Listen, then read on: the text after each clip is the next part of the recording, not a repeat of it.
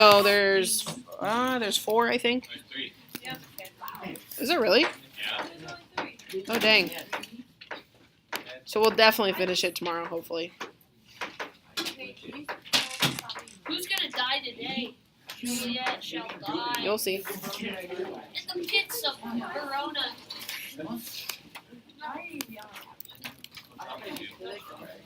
Okay, so Act 5, Scene 1 is where we're going to start, and it says that we are at a street in Mantua. We are in Mantua, so who are we going to see today?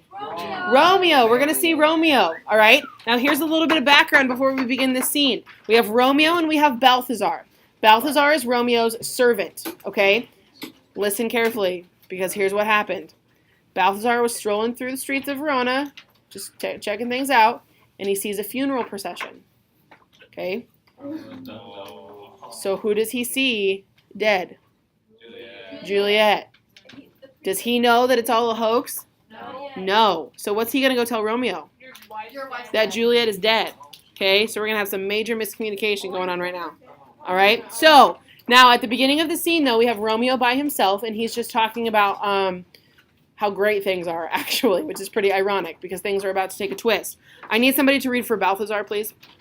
Okay, Mackenzie, go ahead. I'm going to read Romeo because he's got long parts, but we're going to have more opportunities, okay?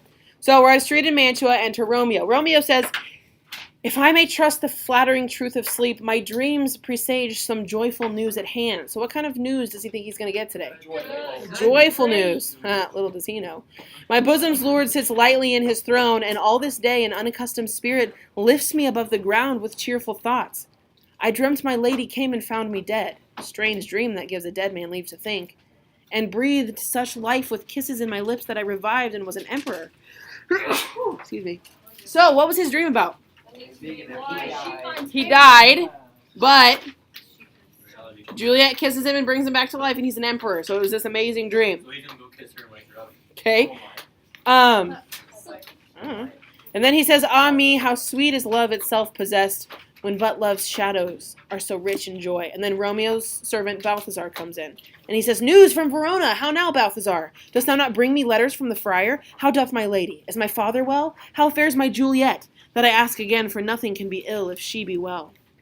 That she is well, and nothing can be ill.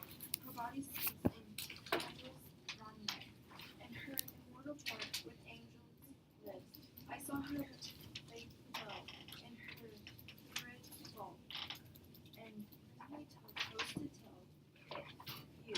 Oh, pardon me for bringing these ill news, since you did leave it in my office. So he just breaks the news that Juliet's what?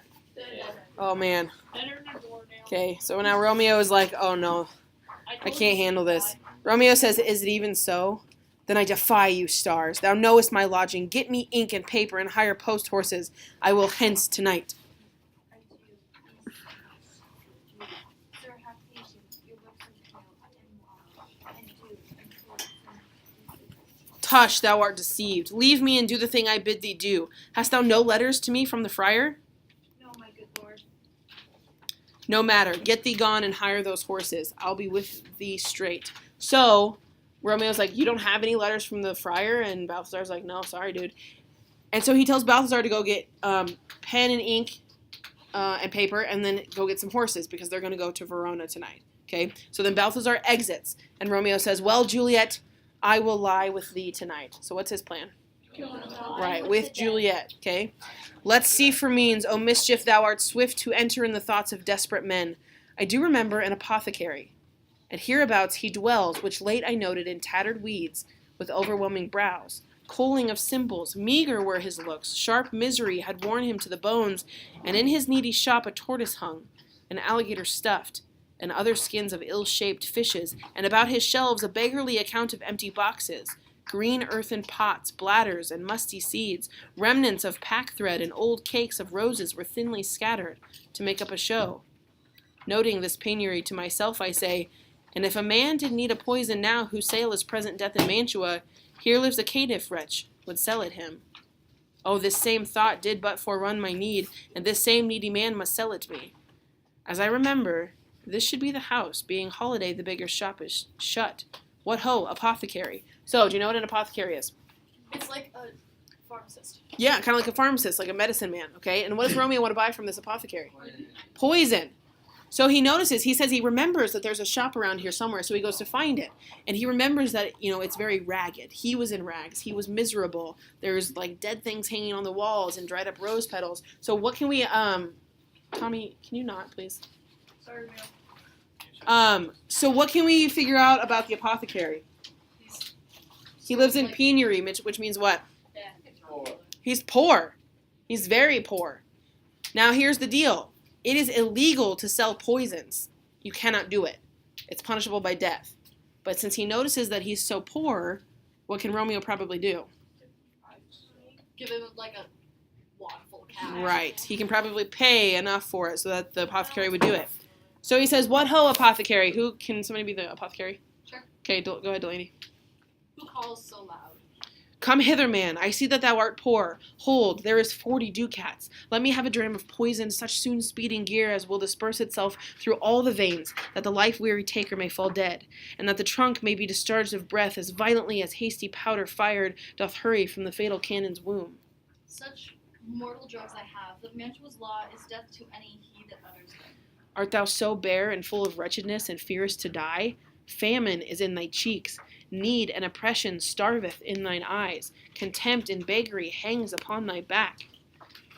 The world is not thy friend, the world nor the world's law. The world affords no law to make thee rich. Then be not poor, but break it and take this." Okay, so he's trying to get the apothecary to sell him the poison. He's like, "Here's all this money," and he's like, "No, I can't do it because I'll be put to death if they catch me." But what's Romeo's justification? What? They don't care that you're poor, okay? If you don't get executed for this, how's he probably going to die? Starvation, right? He doesn't have money to buy food. So he's like, you can either risk it and get all this money, or you can die of starvation. So then the apothecary's like, well, that's a good point. Go ahead. My poverty, but not my will, consents. "I pay thy poverty and not thy will." Put this in any liquid thing you will, and drink it off. And if you have the strength of 20 men, it will dispatch you straight. "There is thy gold, worst poison to men's souls, doing more murder in this loathsome world than these poor compounds that thou mayest not sell. I sell thee poison, thou hast sold me none. Farewell, buy food and get thyself in flesh. Come, cordial and not poison, go with me to Juliet's grave, for there must I use thee." End scene 1. Okay, so scene 1 starts with Romeo and Balthazar, and then Romeo goes off by himself and talks to the apothecary. So what I want you to do is summarize it real quick.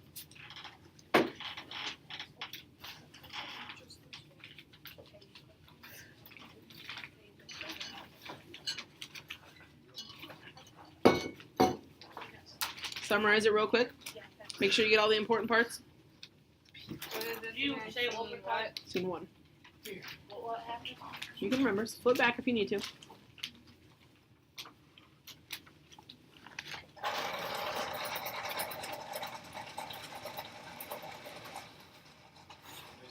3 is the last scene. Yep.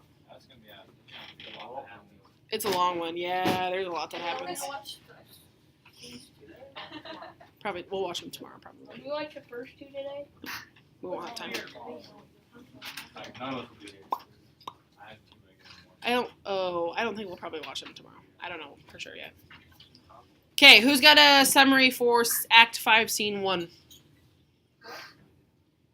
Delaney? Balthazar and Romeo are walking through town when Balthazar sees Juliet's funeral and tells Romeo that she is dead. Romeo decides he's going to Verona tonight. And Hold on. They were walking through town. No. Balthazar's the only one who sees it because Romeo's in Mantua, remember? Oh, yeah. So you're on the right track, just not that part, okay? Yeah. Okay. And then Romeo decides he's going to Verona tonight and will commit suicide. And then Romeo buys poison from the apothecary. Okay, good. Anybody else want to add anything? Is that pretty good? Okay, so Scene 2, we're going to get an explanation. Now, remember, part of the plan was that Friar Lawrence was supposed to send letters to Romeo. Romeo never got the letters. This is why. This Scene 2 explains why. So we're in Friar Lawrence's cell in Verona, and Friar John comes in, and Friar John and Friar Lawrence are going to have a conversation. So I need a Friar John, please. Me. Okay, and I need a Friar Lawrence. I will. Okay, go ahead. Holy Franciscan. Franciscan. What? Franciscan. Holy Franciscan Friar Brother Ho. This same should be the voice of Friar John. Welcome to Mantua. What says Romeo, or if his mind be writ, give me his letter. Going to find a barefoot brother out, one of our order to associate me here in the city, visiting the sick, and finding him the searchers of the town, suspecting that we both were in a house where the infectious Pestilence. Yep. did reign, sealed up the doors and would not let us forth, so that my speed to Mantua there would stay. Okay, right there it explains why Friar John could not get the letter to Romeo. Friar John went to go ask for help from another friar, and these health officials came by, and what did they think they had been exposed to? Can you guess? The plague. Infectious The pestilence. plague. Yeah, they think that they had been a what? Can you explain why they go through here? What? Can you explain where? Yeah. Okay, so he goes to try to find help, okay? And then there's these health officials that come by and they believe that they had been a house where they had been exposed to the plague. Wait, who is So that? Friar John and the dude he was asking for help. Okay. Okay, so then basically the health officials are like, okay, we're locking you in this house. You can't go anywhere because we don't want you to spread it.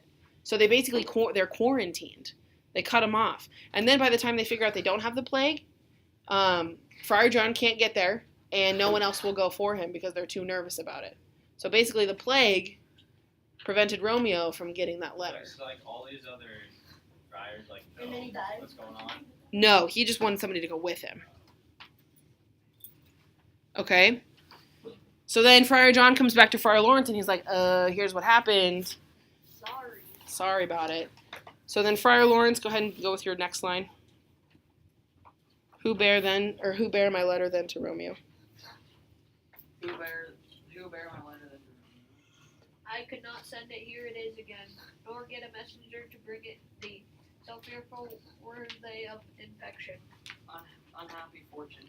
For my brother heard the letter was not nice, but full of charge of dear and poor, and the neglecting it may do much danger. Friar John, go hence.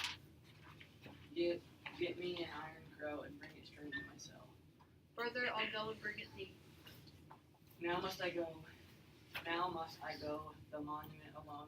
With this 3 hours will fair Juliet wake. She will beshrew me that Romeo hath had no notice of these incidents, but I will write again to Mantua and keep her at my cell till Romeo come.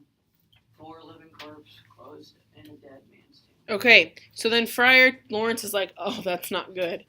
That letter was very, very important, and because it didn't get delivered, there are going to be some real problems. So Friar Lawrence is going to write Romeo again and send another letter, just in case he doesn't know what's going on yet. Okay, and what's he going to do then? What, for, Juliet and his, Right, he's going to go break Juliet out of the tomb, okay, so she doesn't wake up and freak out. Is it just like a door? Is that like locked? It's like a big underground. He needs a crowbar to open it because it's like locked. So he's going to One go, door? I don't know. Probably not. It's like 1960s, isn't it? No, not quite. Isn't it like No, it's like 1400s. Okay. So then he's gonna go get Juliet so that she's not alone, and that's the end of scene 2. That's it. So make sure you understand why Romeo did not get the letter, and then what Friar Lawrence is gonna do at the end of the scene. So go ahead and write that down. Why didn't Romeo get the letter, and what's Friar Lawrence gonna go do at the end of the scene?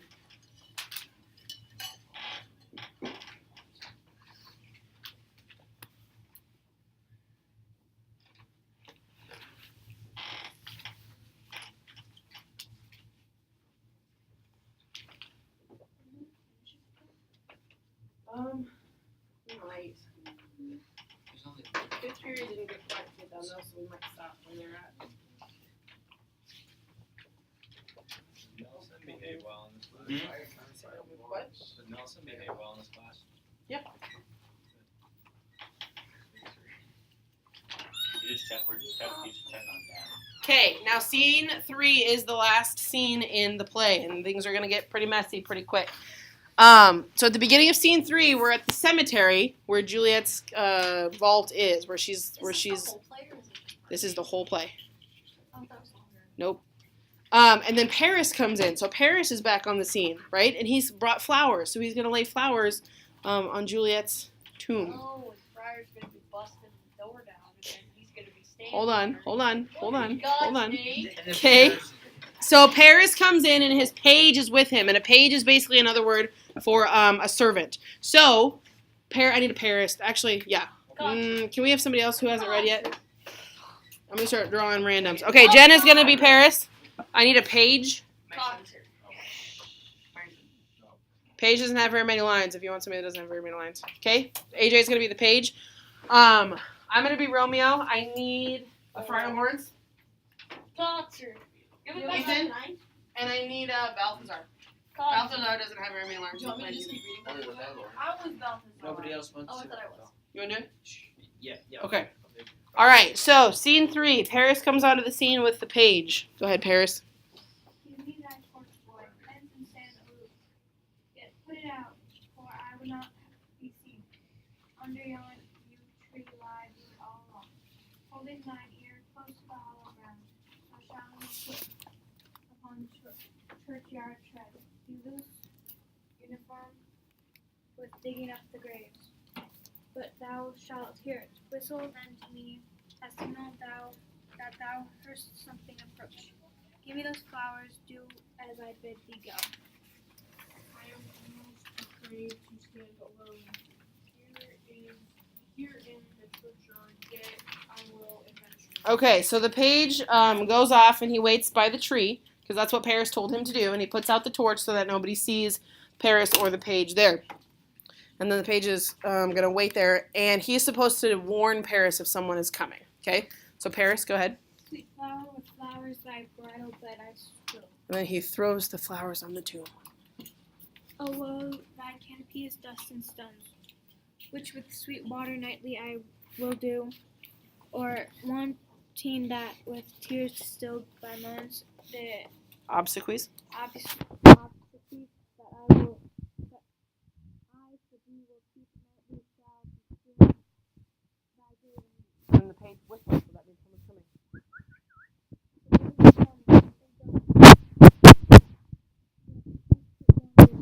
Tonight, to cross my Obsequies. obsequies and true love's right.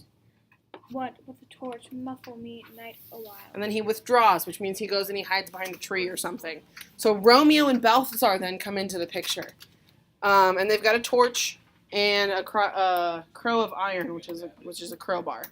So Romeo says, "Give me that mattock and the wrenching iron. Hold, take this letter.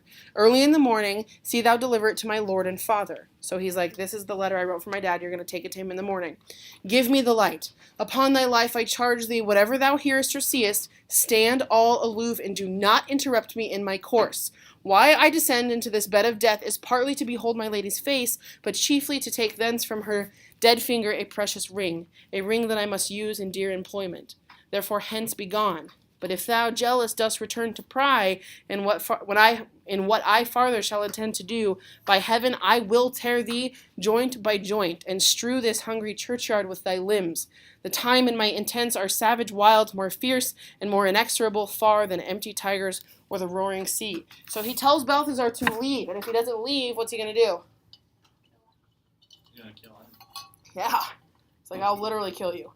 Because I need to be alone. I need to do this by myself. Okay? So then Balthazar says, I will be gone, sir, and not trouble you. "So shalt thou show me friendship. Take thou that. Live and be prosperous, and farewell, good fellow."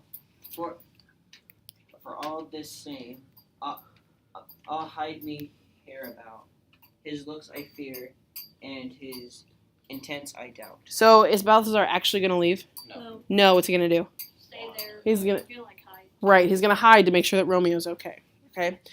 So then Romeo says, "Thou detestable maw, thou womb of death, gorged with the dearest morsel of the earth.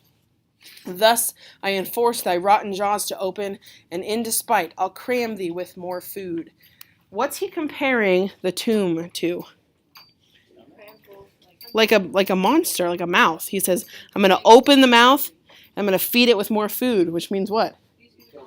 Right, he's the food. Okay? And then Romeo opens the tomb, and Paris is like, "What the heck?" So go ahead, Paris. This is that banished Pompey Montague, that murdered my love's cousin, which with with which grief is supposed to be the fair creature died. And here is come to do the villainous shame to the dead bodies. I will apprehend him. Stop thy unhallowed toil, vile Montague. Can vengeance be pursued further than death? Condemned villain, I do Apprehend. thee. Yep. Obey and go with me, for thou must die. Why does Paris think Romeo's there? Yeah, to mess with the bodies. Okay, gross. But he's like, I'm gonna go fight him, and I'm gonna kill him. Romeo says, I must indeed, and therefore came I hither. He's like, I came here to die. You don't have to kill me, because that's what's gonna happen. I'm gonna die. He says, good gentle youth, tempt not a desperate man. Fly hence and leave me. Think upon these gone. Let them affright thee. I beseech thee, youth, put not another sin upon my head, by urging me to fury. O be gone. By heaven, I love thee better than myself, for I come hither armed against myself. Stay not, be gone. Live, and hereafter say, a madman's mercy bid thee run away. So he says, please, please, please just leave. Don't make me fight you, because I will. I'm desperate, and I need to do this, and if you want to fight me, I will kill you, because I came here to do something specific. So then Paris says, I do defy thy conjuration. conjuration, and apprehend thee for a felon here. And then Romeo says, wilt thou provoke me? Then have at thee, boy. And they fight. O Lord, they fight. I will go call the watch. Oh, I am slain. If thou be merciful, open the tomb and lay me with Juliet. Okay, who died? Paris. Yep, Paris was the next one to die. He just goes, oh no, I'm dead. Pretty much. Okay, so Paris is slain by Romeo. And he asks, what's his final wish? Lay him next to Juliet. Lay me by Juliet, my only love. So then he dies. Romeo says, in faith I will. Let me peruse this face. Mercutio's kinsman, noble county Paris? What said my man when he betossed when my betossed soul did not attend him as we rode? I think he told me Paris should have married Juliet. Said he not so, or did I dream it so? Or am I mad hearing him talk of Juliet to think it was so? Oh, give me thy hand, one writ with me in sour misfortune's book. I'll bury thee in a triumphant grave. A grave? Oh no, a lantern, slaughtered youth. For here lies Juliet, and her beauty makes this vault a feasting presence full of light. Death lie thou there, by a dead man interred. And he lays Paris in the tomb. So he doesn't know it's Paris at first, because he can't see his face. So then after it's all said and done, he's like, oh my gosh, I just killed Paris. So he lays him in the tomb, because that was his final wish. Now, he goes in and he finds Juliet, and I want you to notice how he's describing her. Okay? He says, how oft when men are at the point of death have they been merry, which their keepers call a lightning before death. Oh, how may I call this a lightning? Oh, my love, my wife, death that has sucked the honey of thy breath hath had no power yet upon thy beauty. So even though she's dead, she's still what? Beautiful. So beautiful. He says, thou art not conquered. Beauty's in thine, yet is crimson in thy lips and in thy cheeks, and death's pale flag is not advanced there. What do her cheeks and her lips look like? They're pink. Which means what? He should have realized that she's not dead, but instead he's so hung up on the fact that she's so gorgeous even though she's dead that he's not even thinking about it. He's not even thinking about the fact that she's coming awake and her cheeks are pink and her lips are pink. Okay? Oh, if you would have just chilled for 2 seconds. Okay. Then it says, Tybalt liest thou there in thy bloody sheet. Oh, what more favor can I do thee than with that hand that cut thy youth in twain to sunder his that was thine enemy? Forgive me, cousin. Ah, dear Juliet, why art thou yet so fair? Shall I believe that unsubstantial death is amorous, and that the lean, abhorred monster keeps thee here in the dark to be his paramour? For fear of that, I still will stay with thee, and never from this palace of dim night depart again. Here will I remain, with worms that are thy chambermaids. Oh, here will I set upon my everlasting rest, and shake the yoke of inauspicious stars from this world-wearied flesh. Eyes, look your last. Arms, take your last embrace. And lips, O you the doors of breath, seal with a righteous kiss, a dateless bargain to engrossing death. Come, bitter conduct, come, unsavory guide, thou desperate pilot, now at once run on the dashing rocks thy seasick weary bark. Here's to my love, and he drinks. O true apothecary, thy drugs are quick, thus with a kiss, I die. So now Romeo has died. So that's 2. in 2 pages. Okay. Now, Cute. I thought they were What? gonna, like, jump off a bridge together. no. Here it comes. Ready? So, as Romeo is doing this inside the tomb, he's drunk the poison and he's died. Friar Lawrence approaches the tomb. So, Friar Lawrence has just arrived. Okay? Like seconds too late. So, who's Friar Lawrence again? Is that you? Okay, go ahead. Saint Francis be my speed. How often I have my old feet stumbled in graves. Who's there? Here's one, a friend, and one that knows you well. Bliss be upon you. Tell me, my good friend, what torches yon that vainly lenses like 2 grubs in eyeless skulls, as I discern it burning in the Capel's monument. It doth so, holy sir. And there's my master, one that you love, Who is it? Romeo.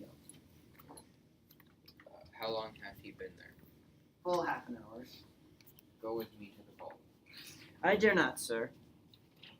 My master knows not but I am gone hence, and fearfully did menace me with death, if I did stay to look on his intents. Stay then, I'll go alone. Fear comes upon me. Oh much I fear some ill unturned defense. Okay, so Friar Lawrence gets to the tomb and he's like, there's a torch there. Who's here? And Balthazar says, well, it's Romeo.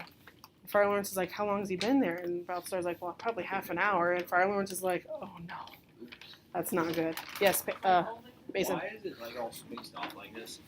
I don't know. They just do it that way sometimes. Okay. So then Friar Lawrence is like, fine, you big baby, stay here, I'll go by myself. And so then Balthazar, go ahead.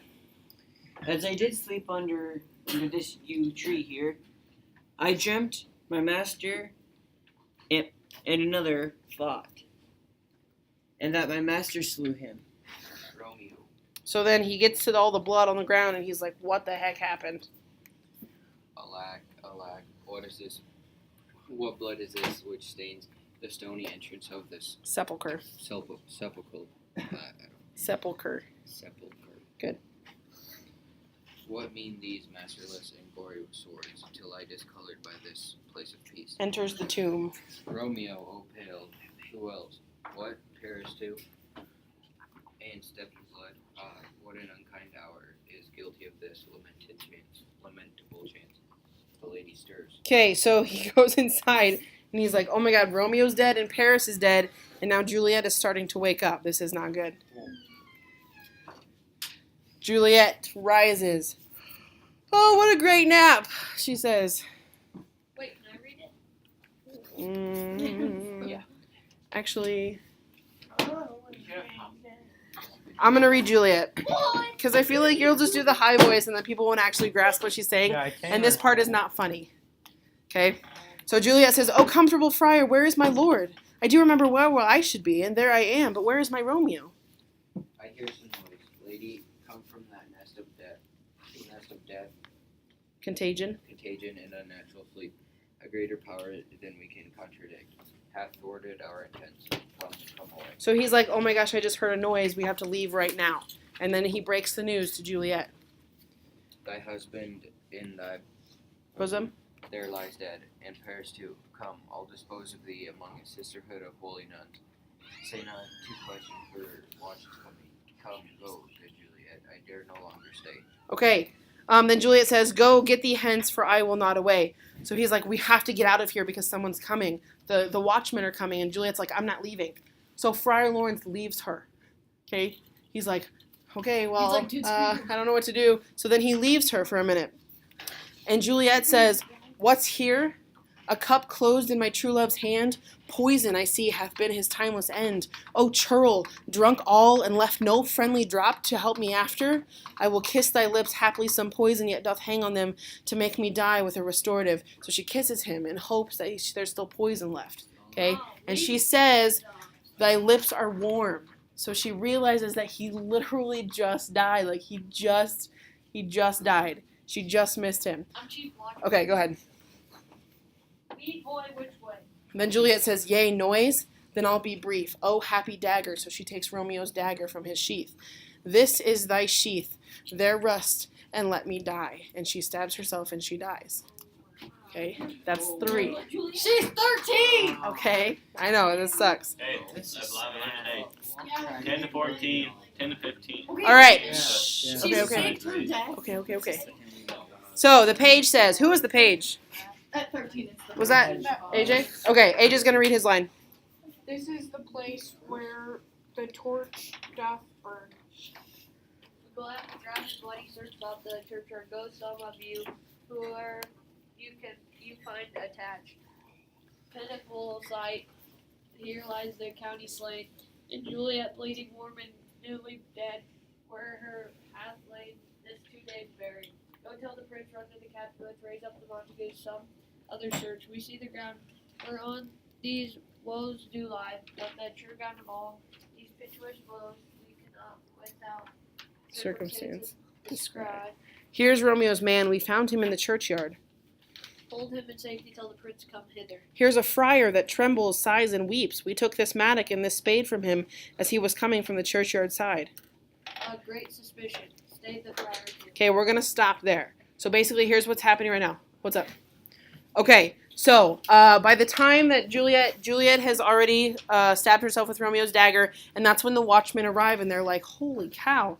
Paris is dead. Romeo's dead. Juliet is newly dead, even though she's been buried for 2 days. What is happening? They have no idea what's going on. So they find Balthazar in the yard, and they're like keeping him for interrogation. And then they find Friar Lawrence, and he is a wreck, right? Understandably so. Okay, he really blames himself. I mean, I feel like that's fair. They should blame the Friar John, dude.